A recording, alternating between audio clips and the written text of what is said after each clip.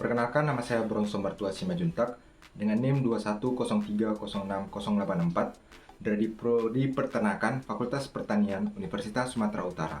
Di sini saya akan menjelaskan tentang biosintesis telur untuk memenuhi tugas produksi ternak unggas dengan dosen pengampu Ibu Tati Binasari, SPT MP IPM.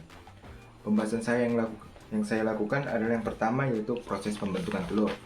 Yang pertama ada ovarium. Di ovarium terjadi ovulasi dan yolk akan diterima oleh infundibulum dan masuk ke magnum. Di magnum terjadi sintesis galaza encer dan cair, dan sintesis albumen atau putih telur. Selanjutnya ada ismus, yaitu terjadinya sintesis membran kerabang. Selanjutnya ada uterus, terjadi sintesis kerabang. Dan ada di vagina, yaitu terjadinya oviposisi pada telur dan akan keluar melalui kloaka. Telur akan keluar melalui kloaka. Selanjutnya saya akan menjelaskan sintesis yolk. Yolk tersusun dari kurang lebih 50% air dan 50%-nya lagi adalah protein dan lipid dengan perbandingan 1:2. Lipid di dalam yolk berbentuk lipoprotein. Padatan yolk mengandung fosfoprotein yang juga disebut fosfitin, lipoprotein, lipothelin atau high density lipoprotein atau HDL atau kolesterol baik. Karbohidrat yolk adalah polisakarida dalam bentuk mannose glukosamin. Pembentukan atau sintesis komponen-komponen yolk atau vitellogenesis berlangsung di dalam hati di bawah koordinasi hormon-hormon gonadotropin dan steroid. Pembentukan sel telur atau ovum pada ovarium yang tetap berlangsung selama 1 periode bertelur. Proses pembentukan ovum dipengaruhi oleh kerja dari hormon gonadotropin yang diproduksi oleh kelenjar hipofisa anterior atau adenohipofisa yang dipusatkan di hipotalamus. Hormon FSH atau follicle stimulating hormone yang diproduksi oleh kelenjar adenohipofisa ini berperan dalam merangsang pembentukan ovum-ovum yang masak atau yang disebut dengan folikel. Folikel yang sedang dalam perkembangan ini akan mengeluarkan estrogen.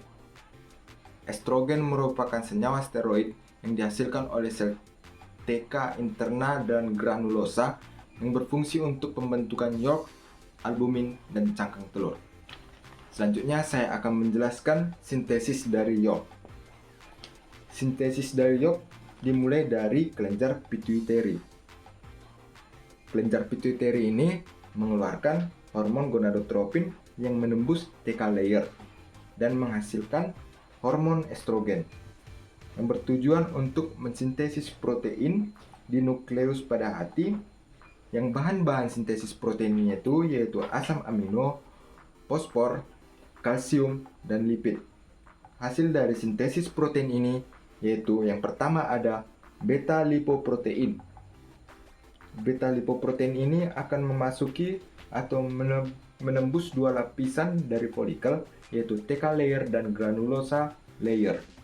Yang kedua ada vitelloginin yang terdiri dari 2, yaitu lipovitelin dan fosfilin, yang juga melewati 2 lapisan folikel, yaitu TK layer dan granulosa layer, dan masuk ke yolk granul. Proses ini akan membentuk yolk atau kuning telur. Untuk struktur dari folikelnya yaitu yang pertama ada TK layer pada bagian luar, granulosa layer pada bagian selanjutnya, oosit, dan yolk granul. Oke. Selanjutnya saya akan menjelaskan sintesis albumin.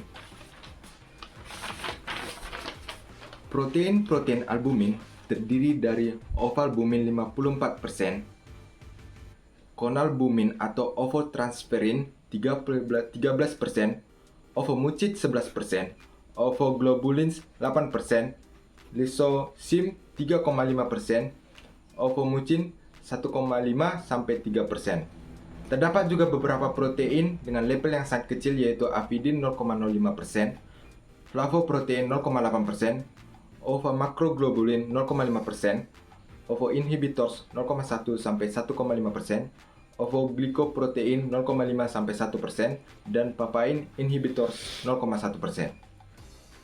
Hormon-hormon steroid memiliki peran penting dalam sintesa protein pada ovidop. Albumin disekresikan di magnum dan merupakan bagian ovidop.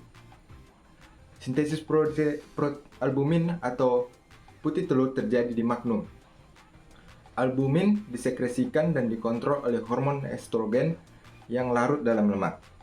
Hormon estrogen yang larut dalam lemak, molekul estrogen ini akan melewati membran sel dan diikat oleh reseptor estrogen.